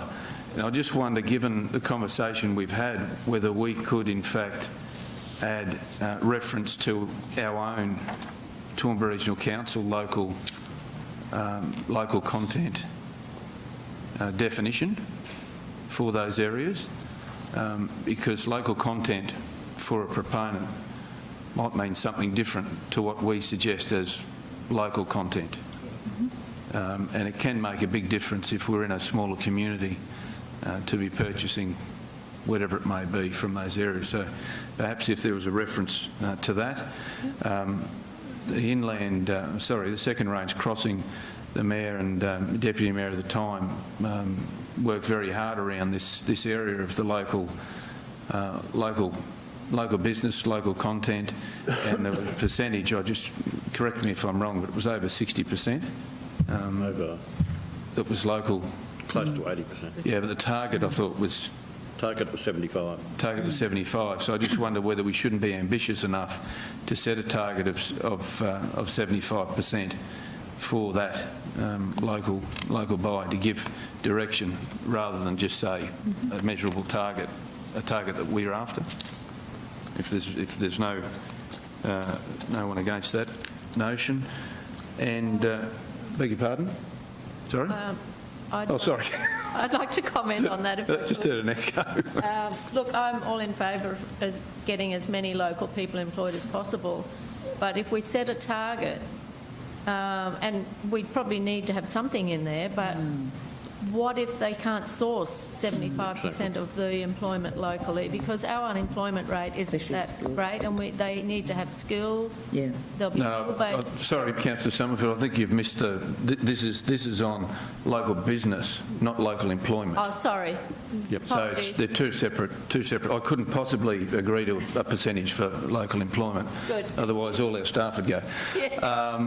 But definitely, so 75% was the target. Yes, the It was the original. target. Well, I think we've got a benchmark And there. I think we probably went a little better than that, but reached. if you don't mind, probably it'll depend on the type of project and where the componentry for that project's likely to come from. Sure. Steve. The last comment I'd like to make is in regard to number 159, which is on page 139 of Board Books for those following at home. It talks about the health and well-being, social infrastructure. Maybe Craig can answer this question, but what is the distance from the front gate of the Brookstead Primary School to the proposed alignment of the inland rail? 100 yards maximum. Any idea? To the existing rail line now, No, to where this line will be. a couple hundred yards, a couple hundred metres. Okay. So the commentary there we've said is should be amended to include a commitment to consulting with DESE. What's DESE? Department of Education. Yeah, state. TAFE thing, yeah. State, is DESE just Department of Education? Yeah, that's... Okay. Righto, so that's a different department from the Education It's a Department. TAFE, at the TAFE thing. Yeah. Okay. Sound barriers. Yeah, so what we're talking about is mitigation against sound. There's probably a fair bit of vibration if it's only 100 metres away as well, I would suggest. So we talk about rail noise, but it may be rail noise or just simply amenity from that might be broader than just the... those buildings, we were out there only a week or so ago, Councillor Shine, and some of the buildings there have been there for quite some time. I'd imagine a fair bit of vibration 100 metres away from you might... might give everyone a massage while they're doing their maths or something perhaps, but could be something that could be looked at if we add that in there. So those... and I don't know how you make those changes and we just leave it at that, or we move a motion with changes that have been discussed today to be added in there. I'd take advice from you, Mr Mayor, or the CEO. There's been quite a few changes that have been mentioned today. I think particularly noise attenuation is a bigger issue, and I think you've got to consider Pittsworth when you have that discussion, And Gary as well Mountain. as all those small communities. Gary Mountain as well. Gary Mountain, Brookstead, Pittsworth, Yarra Lee. Anyhow, Councillor Von Hoff. Thanks, Mr Chair. I too wanted to point out that issue on page 127 of the report that speaks to line item 156. The draft EIS, this is what we're saying, the draft EIS requires amendment to nominate an overall measurable target for local content. This is what Councillor McDonald was just talking about and then what I was talking about earlier. And Mayor, your experience with Millmerran, and you were saying that the food was brought in from elsewhere, that's exactly what I don't want to happen in this instance. I want us to strike the best deal that we can for our people. And I think that we need to delineate between construction supplies and workforce living supplies. As we just said, construction supplies, steel. Well, we're not going to have a hand in being able to provide local content for steel, but workforce living supplies, absolutely, and that would be a real boost to our local economy. And so I wonder if being stronger in our wording there, whereby if it's unrealistic to stipulate a percentage, that we say something like at the end of their target for local content that reflects the strongest desire that workforce living supplies be locally sourced. And then hopefully we won't get the situation that you experienced in Millmerran, and the local economy does benefit from this. Agreed. Councillor Melissa. Thank you, Mr Mayor. And I just want to make comment first on that local buy. I concur with Councillor McDonald and Councillor Von Hoff. I was on the business advisory group for the second range crossing, and the target was 75%, and they did achieve over 82%, which was extraordinary. But I think we need to be really conscious of and I agree with what Councillor Von Hoff has proposed, but we also need to be very careful of the definition of local, because when you talk local on projects like this, it can be Australia-wide. So we want to be very careful and very insistent on the definition of local and being of our smaller community, and I think that's really important. And I like Councillor McDonald's suggestion of using our definitions of our local buyers here. I thought that was really important. So I think combining all that is really important. And I congratulate Nexus and the Second Range Crossing project for what they achieved for that local buy percentage. It was excellent. So if I may just continue on a question. Thank you. I also want to say thanks to Councillor McDonald for the question about the EIS from the Melbourne to Brisbane alignment, because I was actually also interested in what had happened south of here, because I thought that was really interesting. There seems to be so many holes in this one. It would have been interesting to compare what it was like in the southern states. So thank you for the comments around that and the question. But probably my question really is going back to the portfolio of which Councillor Taylor and I are involved with infrastructure, and it's really about the the heavy road usage of our network and the heavy vehicles. I'm really quite concerned about that, and I'm just wondering, it was page 36, if I can just pull that up.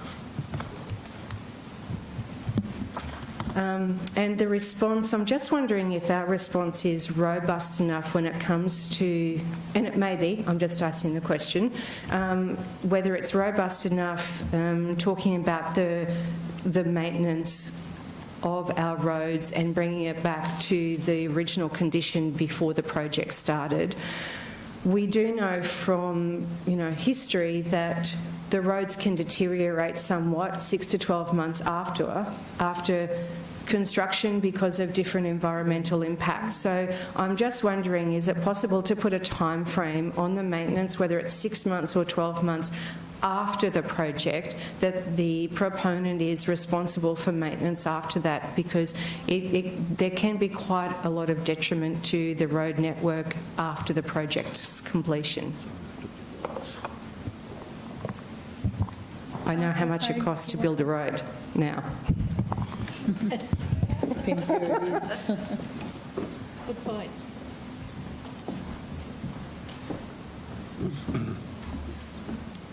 Thank you, Councillor Taylor. Look, yeah, it's probably further progressed with the G to H, but there's a lot of work going into the road impact side. It's written into the interface agreements, the responsibilities before, like dilapidation surveys,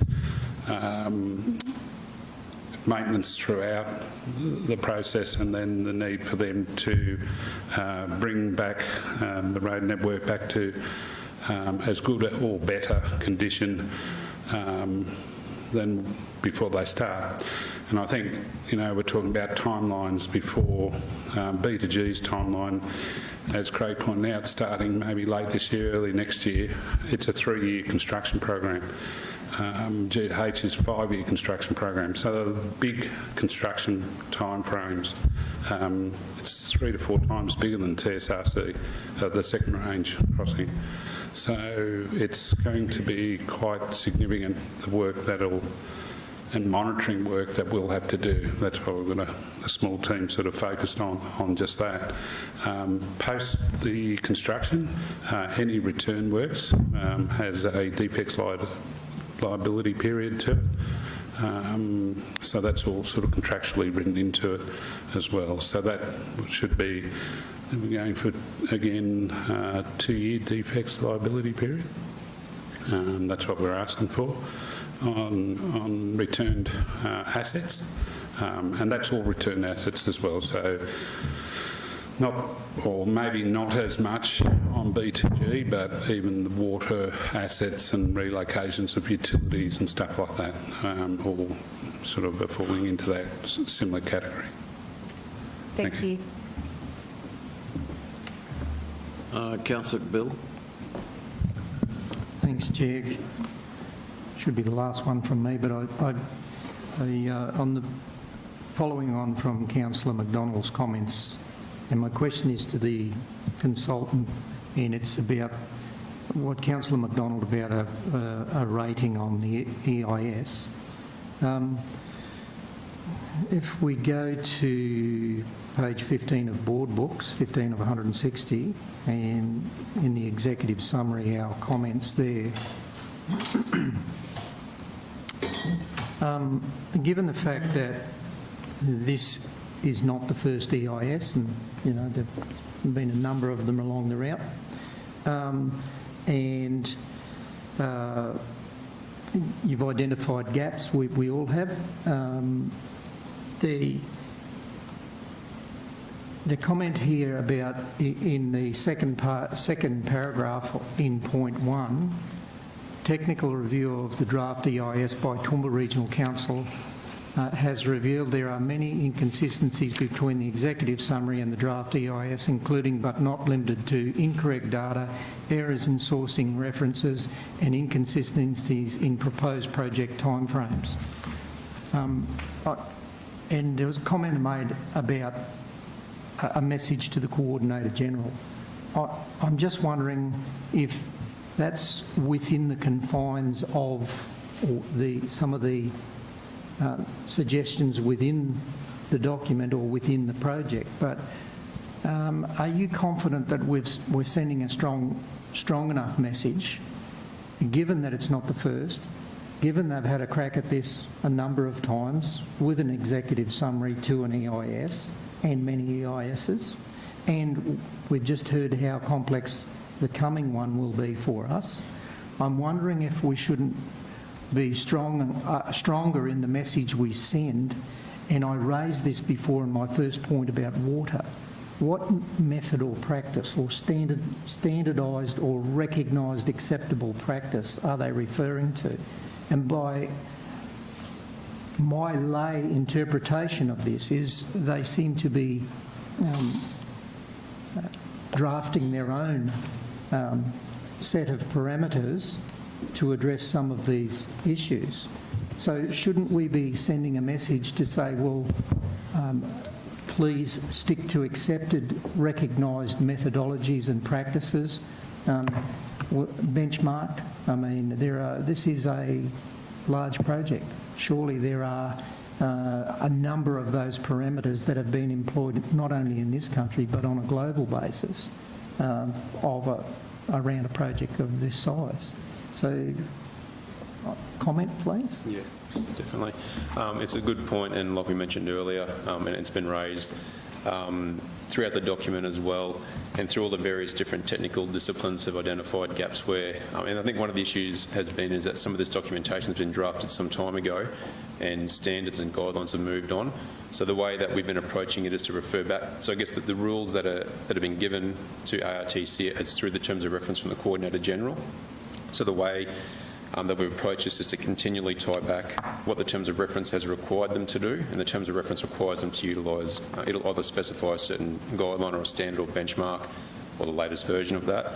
So the way that we've been approaching this is every time we're finding an issue is saying, you've approached it this way, but the terms of reference says you must approach it, this other way. You've departed from the terms of reference. The terms of reference is the rule book for them. And so the way we've been approaching it is to continually tie each issue back to the terms of reference to say, you're given this objective or this guidance and you've departed from that. But maybe perhaps in the covering letter it's something we can draw attention more. It's raised, I guess, continuously throughout the different disciplines, like the reference to the water quality standards that Councillor McDonald mentioned before. The different disciplines continually reflect these gaps and concerns. But perhaps it's something that can be brought to the forefront more in that covering letter to say that in addition to that, I guess that those sort of 3 or 4 points Councillor does have, it's just this constant, tripping over itself, I suppose. Yeah, I was waiting for your response because I'm a suggestion that we highlight it right up front. Yeah. And it's, as this document says in point 1, clear and simple English. Yeah. There's a lot of material to read, and we really want to make the obvious things obvious. So, yeah, I personally, councillors, I think we should be putting a spotlight on that. After all, it's not the first EIS and it's not the first executive summary on this project. No, that's a fair point. Can I ask you, Lucas, while you're there, Coordinator General, I guess it's a simple question of how much notice would they take of a submission from the Toowoomba Regional Council? Would it be of significance to them, or would it, I've heard of instances in the past where some things have been overlooked and they've happened because they want them to happen? Yeah, it's a fair point. I guess the reason for TRC coordinating the TRC working group and getting some expert advice as well as to make sure we can provide the strongest response to continually tie back to the rules the Coordinator General has set. So sort of seeing some of the other submissions by other local councils, they make some good points, but they're not particularly technical and don't really tie back to the rules. At the end of the day, the Coordinator General set the ground rules. So the only way to really hold them accountable is to continually point them back to the rule book saying, you've said this, but you've done it this way, you've said this, but you've done it that way. So in terms of getting them to take it seriously, I think TRC's done a great job. The working group, there's a lot of moving parts there to get a big response together. And I guess looking at what other councils have submitted, I think TRC is streaks above the rest, and really is providing strong arguments as to why, as opposed to saying, we don't like camps or whatever the issue might be, is we don't like this issue for these reasons, and having strong grounds. I think TRC's done that in the response. And constantly going back to the terms of reference, that's where it all stems from. Okay, any further comments around the room? It's been a very full and a very worthwhile discussion, I think. A very timely discussion, given where we are right now. If I can just have Michelle will sum up on the modifications there will be, the amendments there will be to the submission that's before you now. Thanks, Michelle. Thank you, Mayor. I'll do my best to just run through some of the matters that were raised and discussed at the meeting this morning, and the direction provided to officers to amend our response. Firstly, the issue of Mount Kent in relation to the dark sky. Sorry, these are in just in order of how we've progress the discussion today, to include and highlight in the cover letter the significant investment and opportunities for that to be maintained. There was the discussion about water sources and council's position that we ensure that all of our water supply sources are protected and maintained for our consumption, be both the bulk water supply and potable water sources. So therefore it's imperative that that the proponent identify properly how they're going to address water supply for their construction. Sorry, Mr Chair. Councillor Summerfield. Thank you. So just in relation to that, you're saying Toowoomba bulk water supply plus potable water. I actually think it's all of our water supply. All water, sorry. Yes. And another one that comes to my mind is Cecil Plains, the weir there. We require the water in that weir to shandy it with the bore water there for us to be able to treat it and provide potable water. So it's quite complex. So it needs to be all our water supplies. Thank you. I'll make reference here that it's all water supplies, and we'll liaise with that relevant section of council to ensure that the wording is appropriate to cover that. Thank you. There was discussion on employment, and there was also discussion on local business. So in terms of the employment, the first one was that there's a commitment to consultation with other relevant agencies and networks to inform and identify an appropriate target for local employment. In terms of the in terms of the grade separation of the local road network to ensure that it caters for agricultural vehicles and oversized vehicles as well, that the spoil piles and that the spoil piles consider the impact of flooding during and post-construction, and also to add that there's consultation with the private landowners in terms of access as well as council.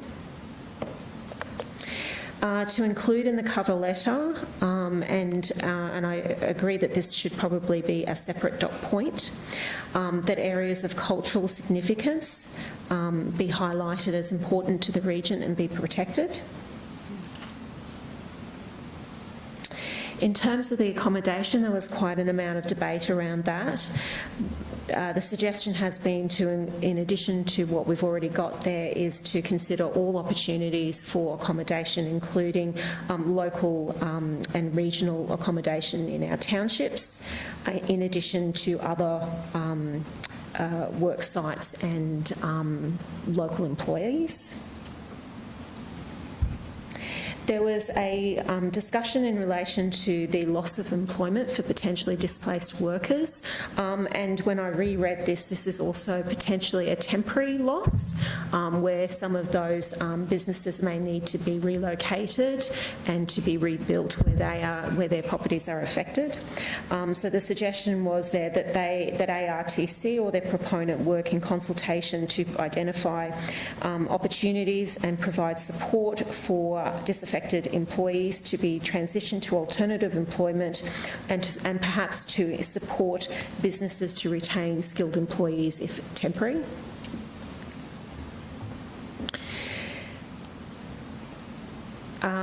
The timing of construction was noted, and particularly to emphasise that the relevant approvals and construction commencement should not occur unless it's informed by the outcomes of those studies that are currently underway, including the flood study.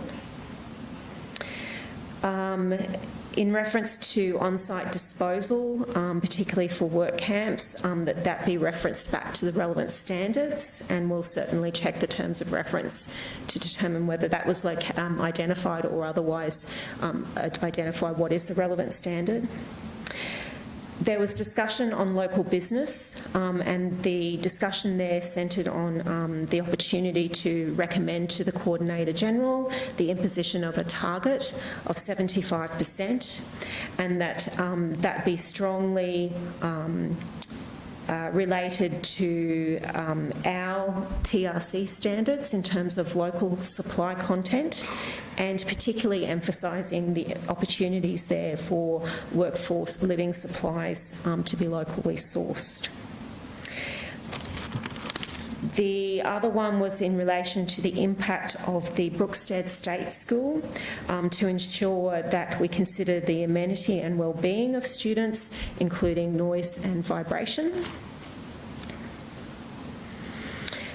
There was discussion in relation to the impact of our local road network, particularly from heavy vehicles. And I note that some of the conditions can be to include original or better condition, and that we continue to monitor that post-construction to ensure that that is achieved. And the final one here is a summary comment in the cover letter to ensure that the proponent maintain the recognised standards and practices that were required in the terms of and specified in the terms of reference, and that they achieve that in any of their modified information in responding to the Coordinator General. I hope that that has covered all of the content. Thank today. you, Mr Mayor. Through you, the protection of the night sky for the astrophysics program at Mount Kent. Thank you. NASA's program, they actually are part of a worldwide program that's searching for life in outer space. And we don't know about it, but there's lots and lots of jobs and lots of people come here in conjunction with that. So it's just the protection of the night sky.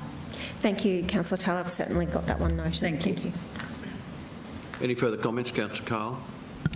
Thanks, Chair. Just a question to you, Michelle, and well, I note your comments about the water, but point 8 in the covering letter, I just need to be confident that we're actually going to reword that to around, you know, what is that's too. Yeah, it's not quite firm enough. We can certainly make adjustments to the cover letter that also reflect the content of the attachment, to make sure that that flows back through as a summary. Yes. And that will reinforce Council's viewpoint. Yeah, because I'm just really concerned that one party will make a determination and they can get away with that under that, how that's worded. Yeah. Thank you. Thanks. Okay, any other comments? I guess that what we're talking about now is the amended submission. Mover, please. I'm happy to move the motion as amended. Seconded by Councillor Melissa. Anybody wishing to debate in any way? I think it's been a very good and a very full discussion. We've got a lot of points on the table. I think those who are involved in this in any way are, you know, the greatest idea that we have is to make it world's best practice and also look after our community. So I thank you very much for that. Moved by Councillor McDonald, seconded by Councillor Melissa Taylor. Those in favour? Carried without dissent. Thank you very much. That closes the meeting, and thank you very much for your attendance. Thanks very much to the consultants, to the staff, to you, Elizabeth. Thanks. Thank you very much. Very much appreciated. This is part of a pretty big journey that PRC, and in fact all of Eastern Australia, is involved in. So I'll declare the meeting closed.